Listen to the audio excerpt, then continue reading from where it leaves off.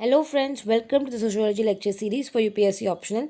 इस video lecture में हम कवर करेंगे सोशल थिंकर्स और हम शुरुआत करेंगे कार्ल मार्क्स से। ठीक है, कार्ल मार्क्स का टाइम पीरियड दिया गया है 1818 से 1853। तो इन पीरियड में इनका ये जो भी टाइम पीरियड था लाइफ स्पैन था। एंड ये इनकी इमेज है जो आप गूगल भी कर सकते हो फॉर बेटर अंडरस्टैंडिंग। ठीक है, so he laid the foundation of conflict perspective. तो कल ही हमने डिस्कस किया था लास्ट वीडियो में व्हाट इज कॉन्फ्लिक्ट पर्सपेक्टिव। ठीक है, कि समाज को किस तरह से देखते हैं कि समाज में क्या है, हर कोई क्लास के बीच में ये कॉन्फ्लिक्ट होती रहती है। तो ये उस नज़रिए से समाज को देखते हैं। He wrote in a background during the period when industrialisation and capital were in full swing. तो जब यूरोप में कैपिटलिज्म और इंडस्ट्रियलाइजेशन का जब पीरियड था, तो वहाँ पे इन्होंने देखा कि क्लासेस में कैसा आपस में ही क्या है, क्लासेस क्या है, आपस में एक दूसरे से लड़ रही है। यानी कि एक तरीके से कोई एक दूसरे को एक्सप्लॉइट कर रहे हैं। ठीक है, लेबर्स जो है वो एक्सप्लॉइट हो रहे हैं। तो उस टाइम में उन्होंने अपनी ये थियरी दी कॉन्फ्लिक्ट पर्सपेक्टिव की। ठीक है, so he saw inequality among the social classes which prompted him to put this theory. उन्होंने देखा कि समाज में इनइक्वालिटी है और ये देखकर उन्होंने क्या किया, ये थियरी लाई। ठीक है, so he says he is not against the work but against the greed. Then historical materialism, सबसे पहले जो मेन कंसेप्ट है या मेन थियरी इनकी हम पढ़ेंगे वो है हिस्टोरिकल मटेरियलिज्म। यानी कि हिस्ट्री से अगर हम उठा के देखें तो हिस्ट्री में आपको हर चीज़ मटेरियल, सोसाइटी में मटेरियलिज्म देखने मिलेगा। ठीक है, अब ये क्या है ये हम डिटेल में पढ़ते हैं। So this concept is mentioned in contribution to the critique of political economy 1859। ये इनका वर्क है, ये आप याद रख सकते हो। It is an inquiry into nature of relations between man and man and things. तो यहाँ पे क्या हिस्ट्री में उठा के हमें क्या पढ़ना है, रिलेशंस पढ़ना है बिटवीन मैन एंड मैन। और मैन और थिंग्स का क्या रिलेशन है, थिंग्स यानी कि कुछ भी, लैंड हो गया, ये लैंड, मशीनरी, स्किल्स, ये जो भी थिंग्स है उसका मैन का कैसा संबंध है, और मैन का आपस में क्या संबंध है, ये हम हिस्टोरी में जब पढ़ेंगे तो हमें ये मटेरियलिज्म के बारे में अंडरस्टैंडिंग मिलेगी। सो इस series call historical because analysis of societies in terms of evolution from one state to another. Because इन्होंने पूरा हिस्ट्री से उठा के हर एक स्टेज का इवोल्यूशन बताया कि सोसाइटी कैसे इवॉल्व हुई है, इसलिए इन्होंने यहाँ पर टर्म यूज़ किया कि हिस्टोरिकल। ठीक है, बिकॉज हिस्ट्री में जाके हर एक स्टेज को स्टडी किया है। So according to him history is a process of man's self creation. Man is involve in to relation of production that creates history. तो मैन क्या होता है, वो इन्वॉल्व होता है रिलेशन ऑफ प्रोडक्शन, यानी कि ROP। या ROP क्या है ये हम आगे पढ़ेंगे। तो क्या होता है, यानी कि मैन प्रोडक्शन में इन्वॉल्व होता है, तो ये प्रोडक्शन जो है वो हिस्ट्री क्रिएट करता है। इसलिए हमें हिस्ट्री को समझना बहुत ज़रूरी है। बिकॉज अगर हिस्ट्री में मैन क्या करता है, मैन प्रोडक्शन की शुरुआत किसने की है, मैन ने की है। तो ये प्रोडक्शन को जानने के लिए हमें हिस्ट्री का अंडरस्टैंड करना बहुत ज़रूरी है। और मटेरियलिज्म क्यों है हिस्ट्री में, तो materialistic is for two reasons. First is his concept of society is based on material conditions. वो कहते हैं कि सोसाइटी में हर कुछ क्या मटेरियल कंडीशन आपको देखने मिलेगी, हर समाज में हर तरीके की सोसाइटी में मटेरियलिज्म देखने मिलेगा। एंड सेकेंड वो कहते हैं कि his understanding of change is based upon changing material conditions and not ideas. तो कार्ल मार्क्स कहते हैं कि सोसाइटी में जैसे ही मटेरियल चीज़ें चेंज होती है वैसे वैसे सोसाइटी चेंज होती है, ना कि आइडियाज़ की वजह से। यानी कि जो भी आजकल हमें समाज में चेंजेस देखने मिल रहा है वो कहीं ना कहीं मटेरियल चीज़ें चेंज हो रही है। जैसे पहले कंप्यूटर्स वगैरह नहीं थे, तो अभी कंप्यूटर से लैपटॉप आ गया, तो सोसाइटी में आपको चेंज देखने मिलेगा। तो जैसे मटेरियल्स चेंज होता रहता है वैसे सोसाइटी क्या होती है, चेंज होती रहती है।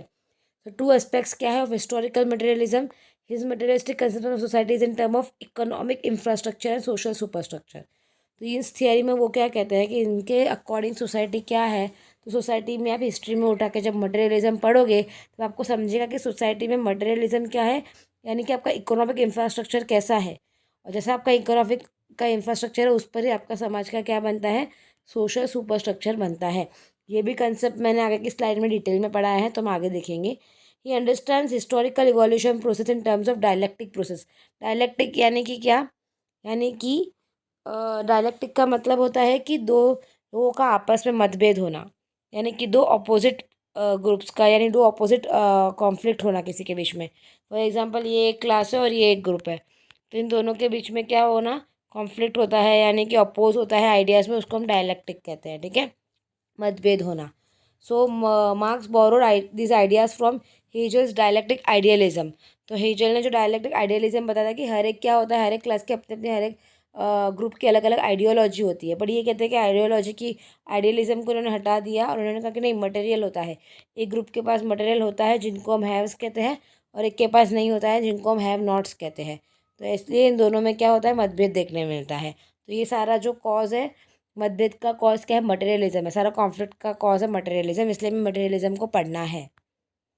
देन आरओपी जो मैंने आपको बोला था कि जिसके वजह से पूरा प्रोडक्शन वगैरह होता है एंड जिसके वजह से हिस्ट्री क्रिएट होती है, तो ये वो आरओपी है, रिलेशंस ऑफ प्रोडक्शन। अब रिलेशंस ऑफ प्रोडक्शन क्या है, see in order to survive production is essential. आपको जिंदा रहना है तो आपको रोटी कपड़ा मकान सारा कुछ प्रोडक्शन कुछ ना कुछ प्रोड्यूस करना पड़ेगा फॉर सर्वाइवल, राइट। तो उसको प्रोड्यूस करने के लिए आप क्या करोगे, इंसान क्या करेगा, he will enter into relationship with others. For example मुझे फैक्ट्री में खाना कुछ प्रोड्यूस करना है, फूड आइटम्स, तो उसके लिए मुझे वर्कर्स रखने पड़ेंगे, तो मुझे किसी ना किसी के साथ रिलेशंस में आना पड़ेगा, ठीक है। देन ये कहते हैं कि प्रोडक्शन कभी बंद होने ही नहीं वाला, बिकॉज इंसान की नीड ख़त्म नहीं होने वाली है। अगर हमारी एक नीड ख़त्म होगी तो दूसरी नीड चालू हो जाएगी। तो man is a perpetually dissatisfied animal, okay. कभी कंप्लीटली सेटिस्फाइड नहीं रहता ह्यूमन बींग। तो नीड्स हमेशा रहेगी, तो नीड्स रहेगा तो प्रोडक्शन भी रहेगा, और अगर प्रोडक्शन रहेगा तो आरओपी भी रहेगा, यानी कि रिलेशंस भी रहेंगे। तो मैन के रिलेशन रहेंगे with other people, right. So man as needs, production continues and history proceeds. तो ये चालू ही रहेगा, ये जो सर्कल है वो हमेशा चालू रहेगा। Man also needs forces of production like tools technique skills etcetera, ठीक है। तो प्रोडक्शन के लिए दो चीज़ बहुत इंपॉर्टेंट है। एक चीज़ है कि मैन को दूसरे मैन के साथ रिलेशनशिप में आना पड़ेगा, एंड दूसरा है कि फोर्सेस ऑफ प्रोडक्शन भी इंपॉर्टेंट है, like tools technique skills etcetera, ठीक है। तो दो टाइप के आरओपी है, एक है relation between man and man, यानी कि लेबर का होना या ओनर है जो भी है, एक लोगों का होना ज़रूरी है, दूसरा है थिंग्स का होना, मैन एंड थिंग्स के बीच में भी रिलेशन होना ज़रूरी है। अगर मैन के पास टेक्निक्स ही नहीं है, टूल्स ही नहीं है, लैंड नहीं है, मशीनरी नहीं है, तो फिर फैक्ट्री नहीं डाल सकेगा और प्रोडक्शन नहीं हो पाएगा, ठीक है। तो ये आरओपी इंपॉर्टेंट है। तो relations between man and man क्या हुआ, तो मैन एंड मैन के बीच में जैसे मैंने आपको बताया कि मैं कुछ फैक्ट्री डाल रही हूँ, तो मुझे कुछ लेबर्स की रिक्वायरमेंट होगी, तो मुझे कुछ लोगों के साथ क्या होगा, रिलेशन में आना पड़ेगा टू टेक प्रोडक्शन। तो इससे क्या होगा, सर्टिफिकेशन बन जाएगा। अब जैसे मेरी फैक्ट्री थी, मैं बन गई ओनर, और जिसको मैं काम पे रखूँगी वो क्या बन जाएंगे, मेरे लेबर बन जाएंगे, ठीक है। तो इस तरह से स्ट्रेटिफिकेशन हो गया, ये एक अपर लेवल बन जाएगा, ये लोअर लेवल बन जाएगा, बिकॉज इसको ज़्यादा पैसा मिलेगा, इसको इसके वेजेस के हिसाब से मिलेगा। सो फिर इस क्लासेस में क्या होता है, ऑपोजिट इंटरेस्ट डेवलप होना शुरू हो जाते हैं, एंड क्या होता है इसके बाद में फिर रिवॉल्यूशन होता है। So what he says, class have opposite interest but they still come together for production. तो मार्क्स का कहना है कि लोग कभी आपस में रहना ही नहीं चाहते हैं, क्योंकि ये सब अलग अलग ग्रुप्स में है, बट ये साथ में आता है बिकॉज ऑफ प्रोडक्शन के लिए।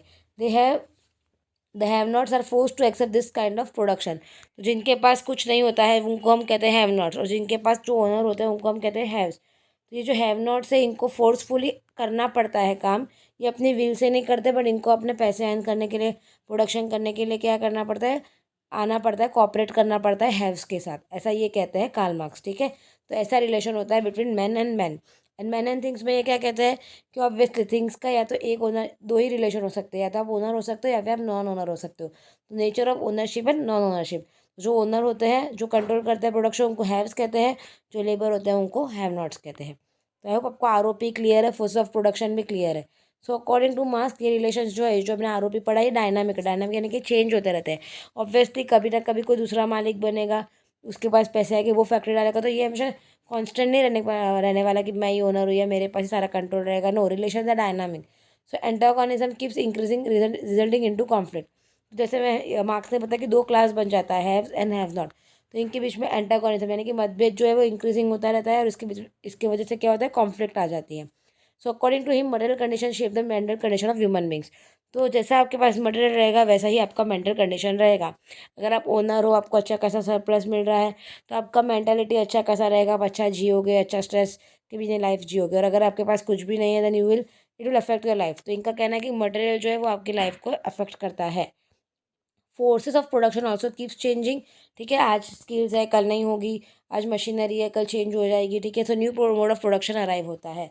तो अलग अलग प्रोडक्शन के भी अलग अलग तरीके आते हैं, राइट। पहले स्टीम इंजन था, फिर अलग टाइप की मशीनरीज आई, तो हर प्रोडक्शन का एक अलग अलग चेंज होता रहता है mode. So forces and relation of production both constitute economic infrastructure. जैसे मैंने आपको स्टार्ट में पढ़ाया था कि वो क्या कहते हैं कि इकोनॉमिक इंफ्रास्ट्रक्चर पे ही आपका क्या बनता है, सोशल सुपर स्ट्रक्चर। तो ये आरओपी और एफओपी मिलके क्या बनाते हैं, आपका इकोनॉमिक इंफ्रास्ट्रक्चर बनाते हैं, ठीक है।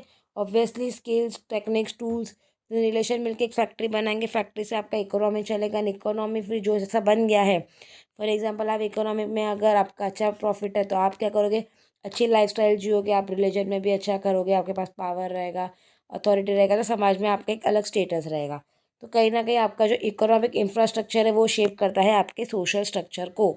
सोशल स्ट्रक्चर यानी कि आपका फैमिली कैसा रहेगा ये, तो ऑब्वियसली ना आपका इकोनॉमी कैसा चल रहा है उसके ऊपर आपका डिपेंड करता ही है कहीं ना कहीं सोशल सुपर स्ट्रक्चर, ठीक है। और ये आपको सोशल सुपर स्ट्रक्चर जो है आपकी जो फैमिली है, आपका जो भी है वो आपको हेल्प करता है ये अचीव करने में।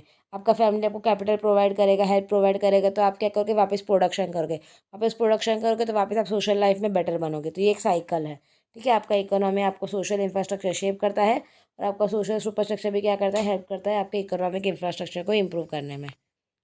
Then criticisms of his theory. So he has overemphasized on material factors.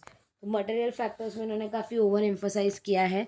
Karl Popper term disapproval as economic reductionist, because ये कहता है कि हर चीज़ ये कहता है कि सिर्फ मटेरियल है, बट मटेरियल ही तो हर चीज़ का रीज़न नहीं होता है, राइट। कुछ सोशल इंसान की अपनी एक इंडिविजुअल थिंकिंग भी होती है। अगर किसी को अगर मटेरियल नहीं है और फिर भी लोग ऊपर पहुंच जाते हैं, अपर क्लास में पहुंच जाते हैं, तो ऐसा नहीं होता है, अपने विल पे भी डिपेंड होता है, ठीक है। Over emphasize on social conflict and ignore social order. तो पूरा खाली कॉन्फ्लिक्ट की बातें की है कि ऑर्डर की तो बात ही नहीं की है कि सोशल ऑर्डर भी तो मेंटेन है, हर बार तो कॉन्फ्लिक्ट नहीं दिखती है सोसाइटी में। देन सैमुअल कहते हैं कि कॉन्फ्लिक्ट के भी अपने फंक्शंस होते हैं, ठीक है। थोड़ी बहुत कॉन्फ्लिक्ट फंक्शनलिस्ट तो हमेशा अच्छा ही बताएंगे, राइट। देन फोकस और भी क्रिटिसिज्म है कि he has focused primarily on macro evolutionary aspects, यानी कि बस बड़ी बड़ी बातें करें, माइक्रो रियलिटी इग्नोर कर दी। माइक्रो रियलिटी यानी कि इंडिविजुअल का खुद का परसेप्शन, खुद का बिलीफ, वो भी तो मैटर करता है ना। सुपर स्ट्रक्चर जो सोशल स्ट्रक्चर है वो क्रिएट करने में, खाली मटेरियल कंडीशन तो अपना सोशल स्ट्रक्चर नहीं बनाती है, आपका खुद का भी व्यू होना चाहिए। अभी आपके पास पैसा है but still you don't want to live a lavish life, you don't want to have luxuries, तो ये आपके पास मटेरियल है but you don't want to live, because ये आपका इनर इंडिविजुअल बिलीफ है।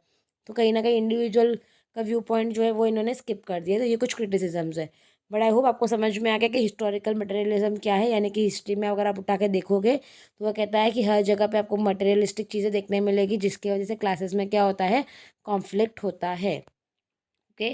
देन आगे के कंसेप्ट जो है, मोड ऑफ प्रोडक्शंस जो है वो हम नेक्स्ट चैप्टर में डील करेंगे।